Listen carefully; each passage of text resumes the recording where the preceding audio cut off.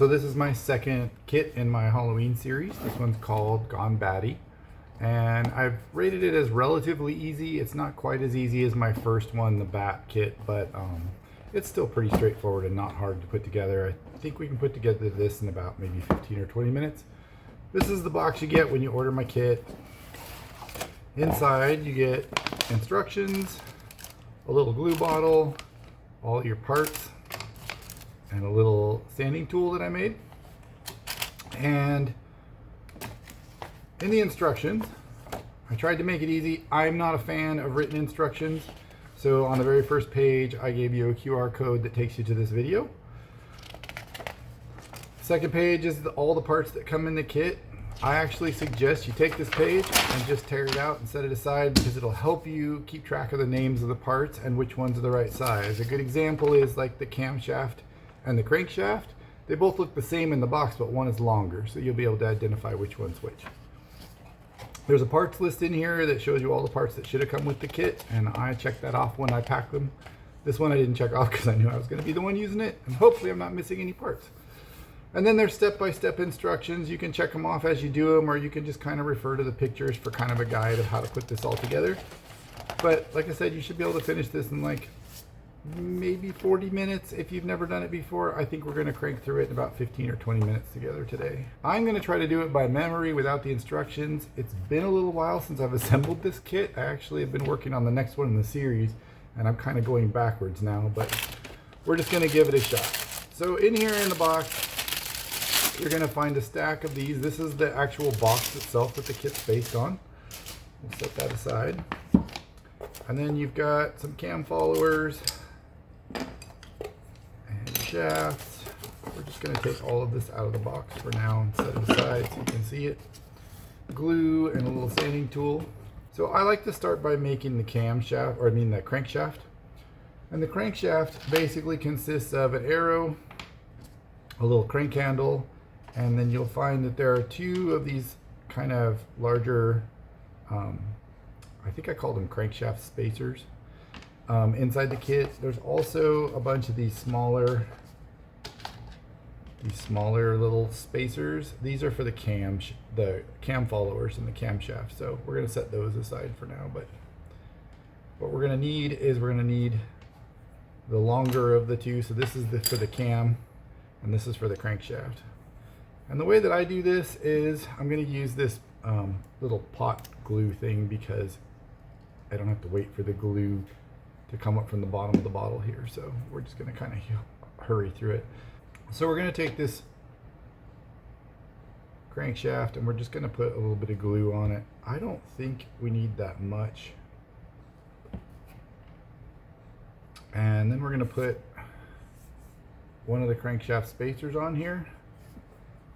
And then you want to make sure your arrow is pointing in a clockwise direction. If you're looking at it from the top here, the crankshaft will only turn in one direction once we have the cams on there. So we got to make sure that this is facing the right direction to tell people that are turning it which way they can turn it. So we'll put that on there, and I'm trying to get it relatively flush here. It doesn't have to be absolutely perfect, but it'll work a lot better. So we've got the arrow on there. This is going to be your crankshaft. So now we need a little handle to turn it with. So we're just going to glue this on here. And I try to use very little glue. This is like a tight bond wood glue. I think it's the exterior type.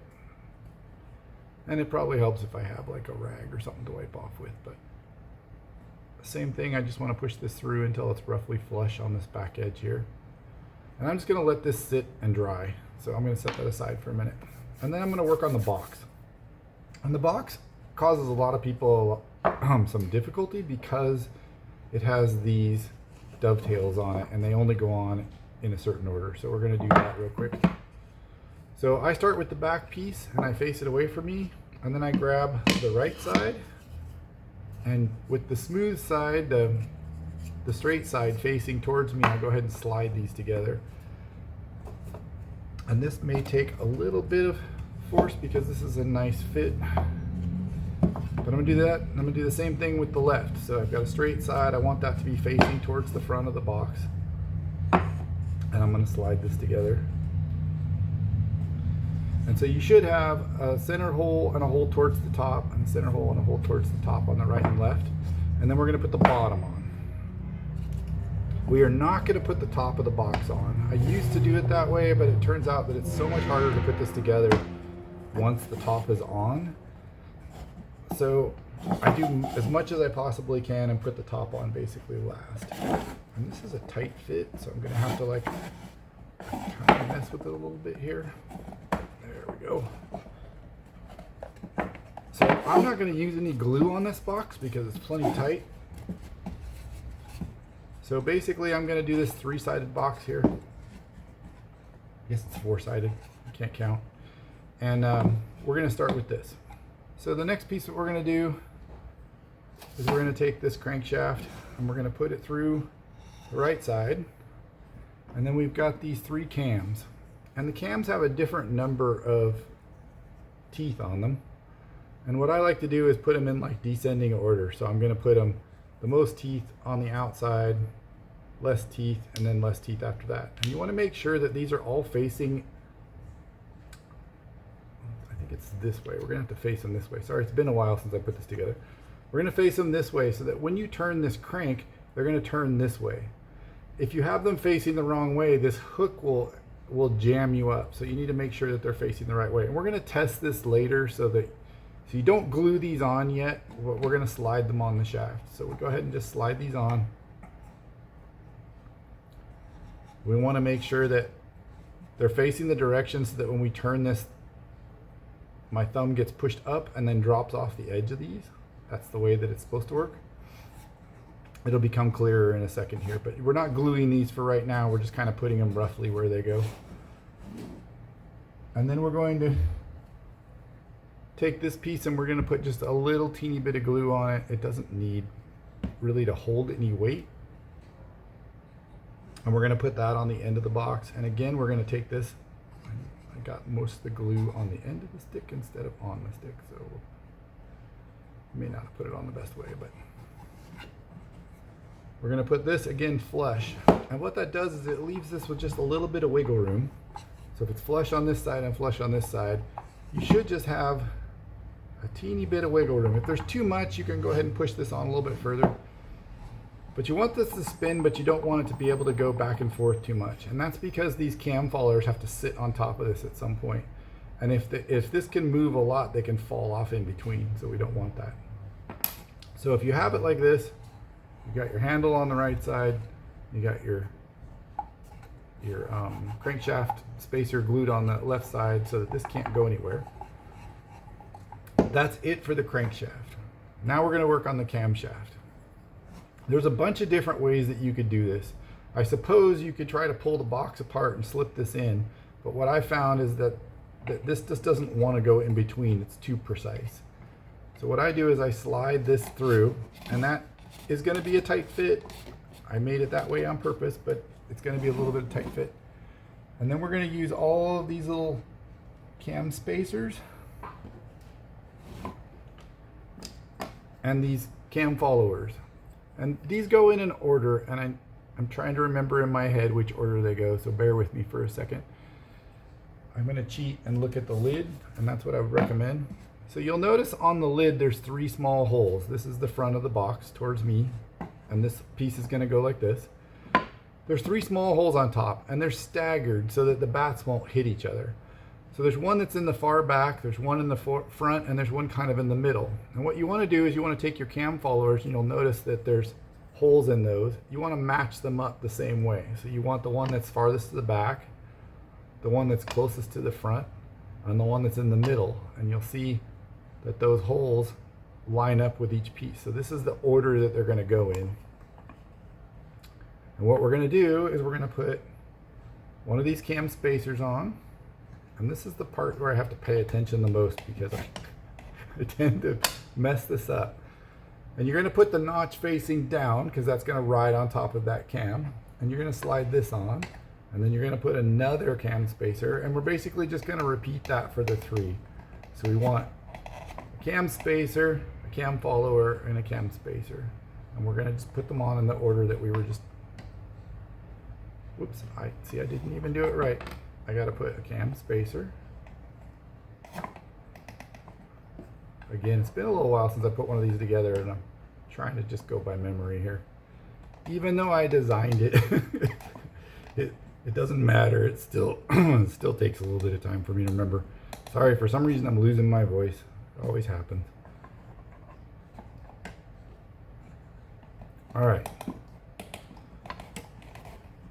And now I'm gonna try to shove this, once I have all those on there, I'm gonna try to shove it through while I'm, whoops, probably see a lot better if you're doing this. I'm gonna try to shove all these over. And then I want this camshaft to go all the way across and through the other side. And that one is designed to sit flush on both sides. So you should have it flush on this side and flush on this side. And now I'm gonna just kind of guess where they go actually. So I'm just gonna kind of move them roughly where they go for now. Oops. And this one's a tight one.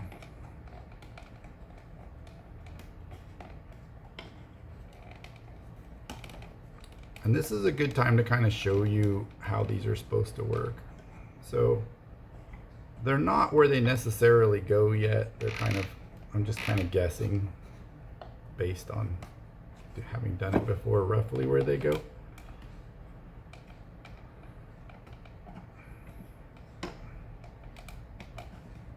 All right. So if they're lined up right, you'll see that they all follow that profile, so that they go along each one of the cams and then they fall down whenever there's a notch. And that's the way they're supposed to work.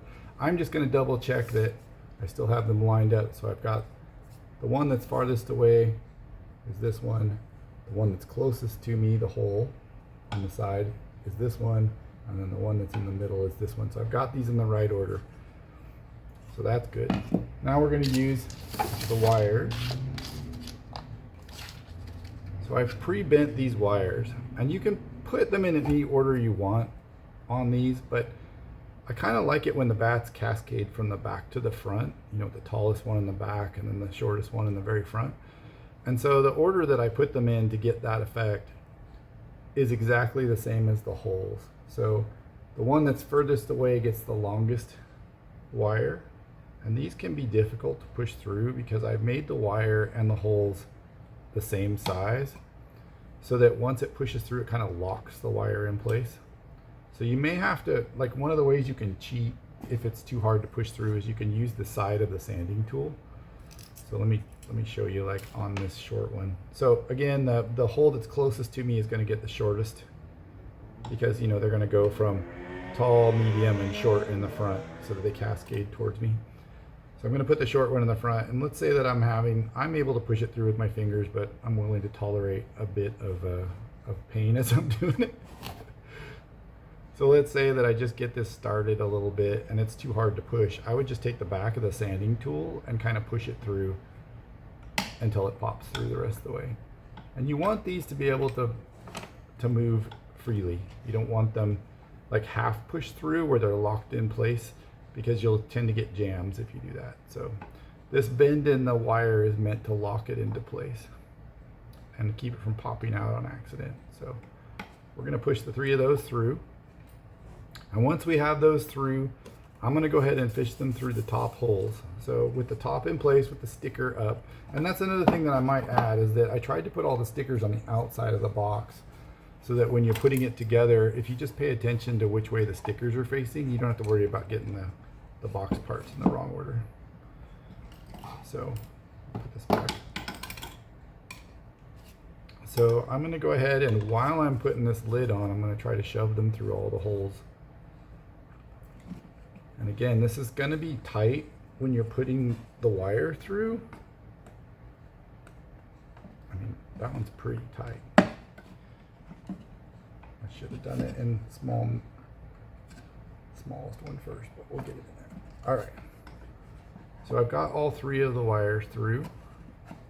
I'm going to go ahead, and I did a pretty good guess on where they go. But let's say they weren't quite as well aligned. Now would be the time that you would go and kind of slide them around a little bit. try to get this box together. There we go. Okay, so I've got the lid on, and you can see, hopefully, that the wire is not perfectly straight. So what I'm going to do now is I'm going to kind of just move these cam spacers around until the wires look more or less straight to me. So I'm going to move this over, oh, I don't know, maybe there. Same thing with this one, just a little bit over. That's a little bit too much maybe. And I'm just going for roughly straight up and down. And then if you have these too tight up against the sides, they won't move. So you need to kind of leave just a little bit of a gap in here. It doesn't have to be a big gap, but enough so that these are loose. And if you have them in the right spot, you'll see that they work just fine. And then once I have those where I want them, I want to make sure that my cams underneath the cam followers are also aligned. So I'm going to just move that over just a little bit so it's centered on each cam follower. And you can see that everything's kind of in alignment here. My wires are basically straight up and down. They don't have to be perfect. The bats can flap a little bit. It actually makes them look better if they kind of jiggle around a little bit. It's more fun. And now that I have everything aligned where I want it, now I'm going to go ahead and glue everything in place. Before this point, you don't want to glue anything in place so you can do that final adjustment with the wires. So actually, I'm going to pretend that I'm gluing everything in place. Yeah, I'll glue it in place. Let's just do it. So my way of doing it is I just slide it out just a touch. And I just put a drop because this isn't going to have any pressure on it. You're just trying to keep it from sliding out. So I'm just going to put a drop of glue on there and kind of smear it a little bit. And then I'll put it right back through the box. Again, I'm trying to get it like roughly flush. It might stick out just a little bit on both sides, but that's fine. And then I'm just going to test to make sure I didn't get anything too far out of alignment. Looks like I could move this over just a bit. That looks pretty good. And then I'm going to do the same thing with each one of these first. So I'm going to go ahead and slide these out of the way. Actually, I think because the glue is going to want to get on there, I might move this whole thing over and just put a drop here.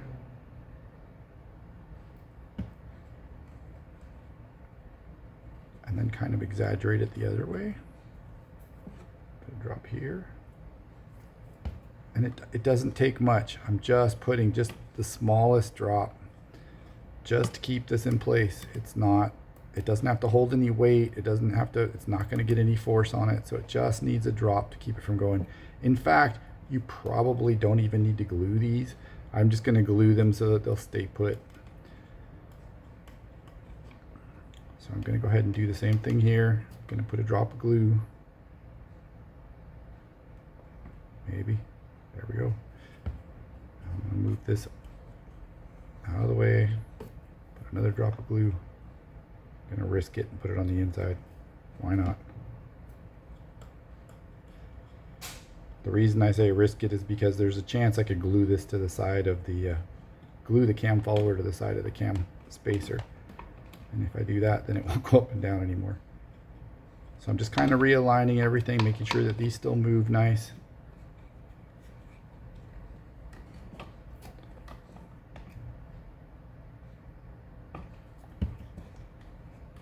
Again, just a drop, just enough to keep it from moving.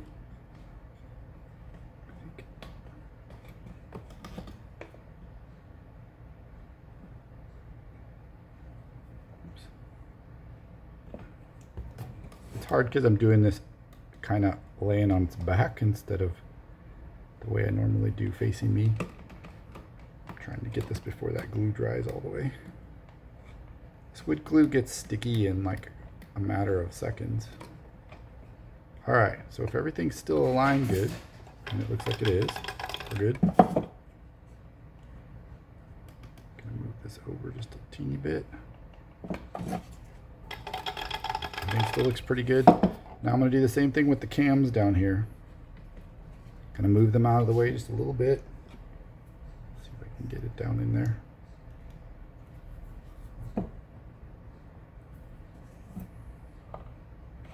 Put a drop of glue. You could probably do all three of these at the same time and that would be even smarter.